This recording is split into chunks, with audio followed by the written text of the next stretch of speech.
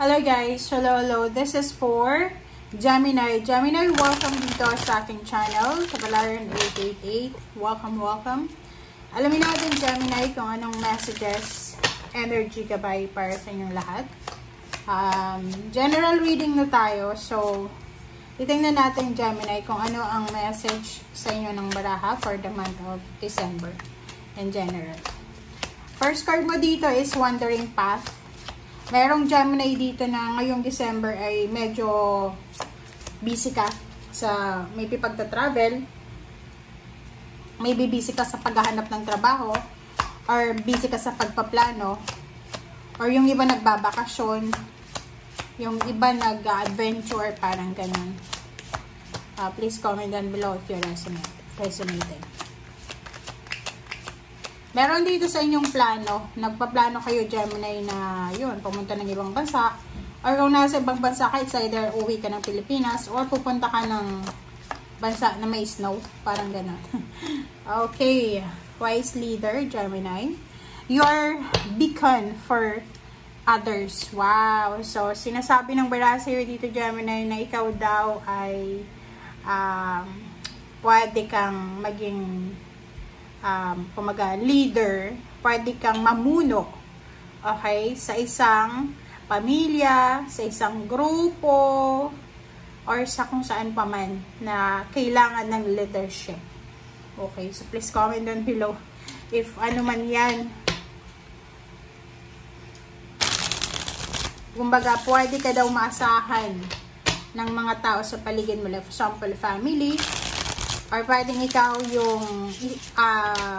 yung first na tao, na first person sa pamilya na pwedeng maging millionaire, parang ganun. So, parang ikaw yung ikaw magli-lift ng generational courses sa loob ng pamilya, parang ganun.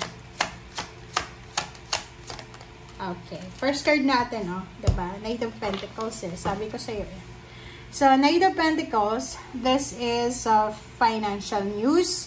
So, makakatagpo ka ng mga tao, like Earth signs, Virgo, Capricorn, or Taurus, na pwedeng makatulong sa'yo financial. Mayroon kang kakilala, kapatid, magulang na Earth signs, Virgo, Capricorn, and Taurus, na posibleng bibigyan ka niya ng trabaho, or pwedeng rekomenda ka niya sa isang company, or pwedeng tutulungan ka niya para magkaroon ng financial success.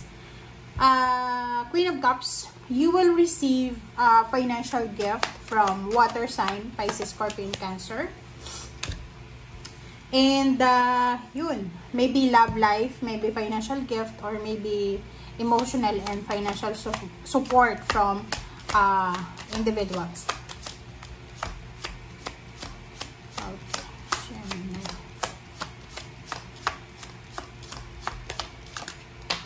Alright, so next is the Emperor. Wow!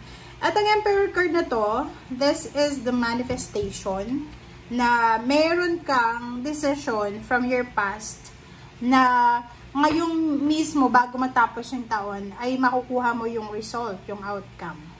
So like for example, nag-ipon ka ng pera from January of 2025. Ngayong pagdating ng Pasko, meron kang madudukot. Kumbaga, there's a power, there's a strength because of your good judgment. Kumbaga, because of your decision, makukuha mo daw yung financial, emotional security and stability na minimithi mo, parang ganun. So, yung Emperor na to, stability siya eh. So, if ever lang na you're looking for stability, sinasabi ng baraha sa'yo na, like, halimbawa ngayong December, may kailangan kang pagdesisyonan, sinasabi ng baraha sa'yo na you have the energy, the power, the strength na magdesisyon. You have the energy, the power na gumawa ng action. And Page of Cups, yun. In the near future, siguro ngayon, lalo kung unemployed ka or medyo hindi pa maganda yung financial source mo, wala ka pang kapasidad, capability na mag-share ng iyong resources, magbigay ng regalo ngayong Pasko. But, in the near future, yung Page of Cups, sinasabi ng baraha sa'yo na may oras. Darating yung oras. Maybe not now, but maybe 11 years from now.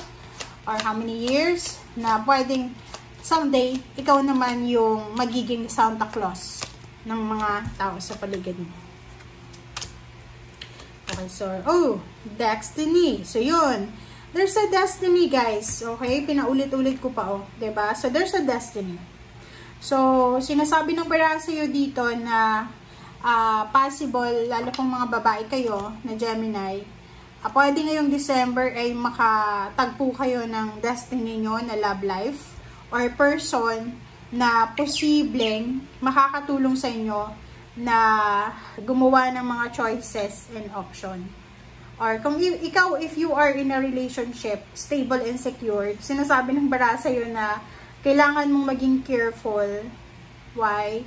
Because yun, may naka-destiny talaga na tao na posibleng mapasok sa buhay mo. Okay? So, if you are not ready or willing to take a risk, kasi ano to medyo risky siya Like, halimbawa may boyfriend, girlfriend kayo, meron dito na posibilidad na yun, makatagpo kayo ng mga tao na pwedeng magdala sa inyo ng kilig or mga tao na pwedeng magdala sa inyo ng motivation, parang ganun. So, yun. Ano pa ba? Basta may naka-destiny. May naka-destiny is either love life, trabaho, recognition, awards. So, maybe you will receive recognition, awards, public recognition, appreciation, congratulatory messages, Gemini. And, yun. So, this is a reminder, a warning para sa inyo. Sinasabi ng barahan na anuman daw ang desisyon na posibleng maisip nyo ngayong buwan na to, make sure na pag-isipan mo siya ng maayos or parang sinasabi ng baraha, huwag kang yung magdi-decision lang because na-pressure ka, because uso yan sa ngayon, or because, like yung kasal, huwag kang magpapakasal kung ayaw mo naman, kung wala kang budget, kung hindi ka pa handa. Diba? So, sabi ng baraha dito, in terms of decision making, in terms of mga choices and option, make sure na yung gagawin mo ay hindi yan maglalagay sa'yo sa restriction, sa entrapment, parang ganon. So, kailangan, if ever na mag-decide ka daw this December, dapat malaya ka. Okay, malaya ka na gagawin mo to because gusto mo. Hindi dahil sa na-pressure ka or hindi dahil sa uso or hindi dahil sa... Kasi ano tong 8 of Swords, maybe it's a wedding. Okay? Baby. Okay? Ano pa ba? Mga kontrata na pipirmahan mo na kailangan mong maging careful. Okay? Thank you guys. Bye!